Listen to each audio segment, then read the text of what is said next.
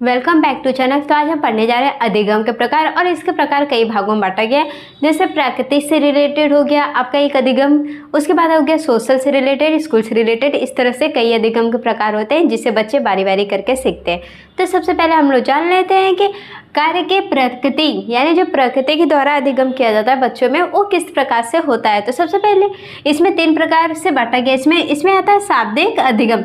शाब्दिक अधिगम से मतलब है कि बालक के किसी भी बोलचाल की भाषा से प्रकट की जाती है, यानी कि जैसे कोई गुण हो गया कि इंसानों में बोलने की सारी प्रवृत्ति विद्यमान होती है कि वे अपने शब्दों को, अपने भावनाओं को, अपनी भाषाओं को किसी के सामने प्रकट करके उसके आंसर या फिर उसके जो समस्या उसके सामने है उसको सुलझाया जा सकता है। बल्कि यही चीज़ अगर जानवरों में देखा जाए तो उनमें कोई भी ऐसा तरीका नहीं होता जिससे वे अपने मन की बात दूसरों के सामने रख सके। इसीलिए मानव को अलग रखा गया और जानवरों को अलग। तो ये जो शाब्दिक अधिगम होता है वे मानव में प्रमुख रूप से शामिल होता है, क्योंकि वह अपने शब्दों के द्वारा, अपने बोलचाल भाषा के द्वारा ही इसे सीख पाता है। उसके बाद आता है गत्यात्मक अधिगम।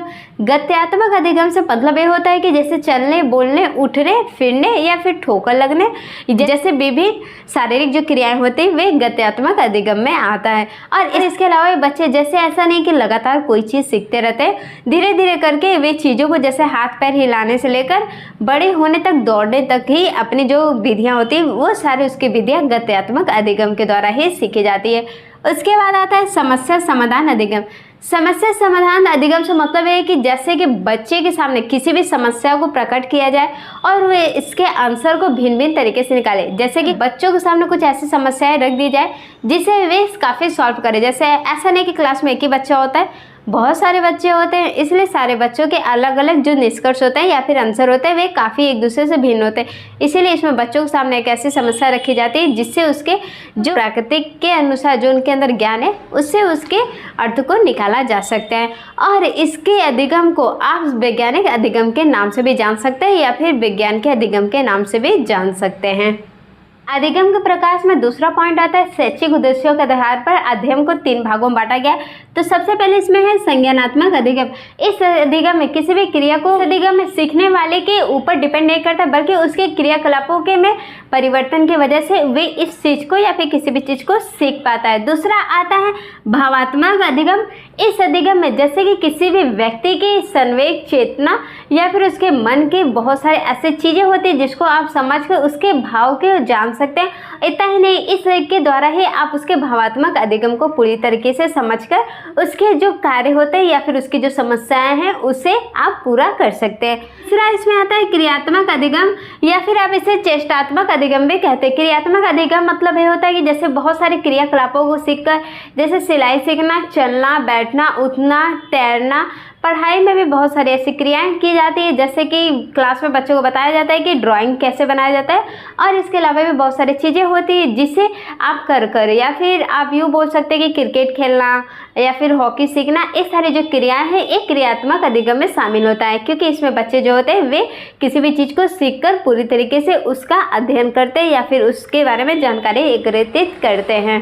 अधिगम के प्रकार में तीसरा और लास्ट में आता है शिक्षण के आधार पर अधिगम को 3 प्रकार से बांटा गया है। तो सबसे पहले इसमें आता है स्मृति स्तर अधिगम, यानी कि इसमें बच्चे को कोई भी चीज़ ऐसे याद करने के लिए दी जाए, इसमें पूरी तरीके से बच्चों के मानसिकता पर निर्भर करता है। यानी कि स्मृति स्तर से मतलब ये भी हो गया कि कोई भी पाठ यदि आप बच्चों को पढ़ा रहे हैं तो उसे वे अच्छी तरीके से याद कर ले, यही अधिगम शिक्षण कहलाता है। उसके बाद आता है अवबोध स्तर, यानी कि जैसे आप कोई पाठ पढ़ा दिए और बच्चे को सामने रख दिए और सारे बच्चों को अपना अलग अलग आंसर देना, या फिर आप यूँ कर सकते हैं कि अवबोध स्तर में कोई भी क्वेश्चन वहाँ पर सामने आप प्रकट कर देते हैं जो पिछले सब्जेक्ट से रिलेटेड हो। इस तरह क्या होता है कि बच्चों के सामने अवबोध यानी कि याद करने की जो स्तर होती है वे काफ़ी टाइम तक होते हैं, और बड़े बच्चे मिलकर उसमें अपनी सहभागिता दिखाते हैं और सारे बच्चे अपना अलग अलग तरीके से अपने मानसिकता को यूज करते हैं।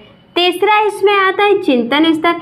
यानी चिंतन स्तर में बच्चों के भविष्य को लेकर काफ़ी क्रियाएं की जाती है, यानी कि कोई भी समस्या बच्चों के सामने रख देते हैं और बच्चे उसे काफ़ी अच्छे से उस चीज़ को शिक्षक के सामने रखते हैं और ये उनके भविष्य के लिए भी काफ़ी अच्छा होता है। क्योंकि यदि आप आज बच्चों को कोई भी चीज़ यानी मनन करने के लिए देंगे, उस पर चिंतन करने के लिए देंगे, तो फ्यूचर में वे उसके लिए काफ़ी अच्छा साबित होगा।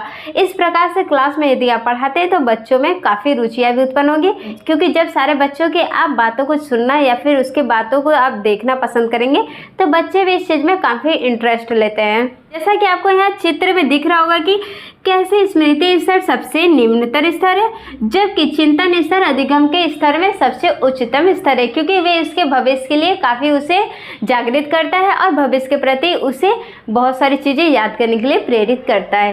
तो आज का टॉपिक यहीं तक, मिलते हैं कल अगली वीडियो में। तब तक के लिए वीडियो को लाइक शेयर एंड सब्सक्राइब करना ना भूलें और हमारे ऐसे नए वीडियो देखने के लिए चैनल को लाइक शेयर एंड सब्सक्राइब करना ना भूलें।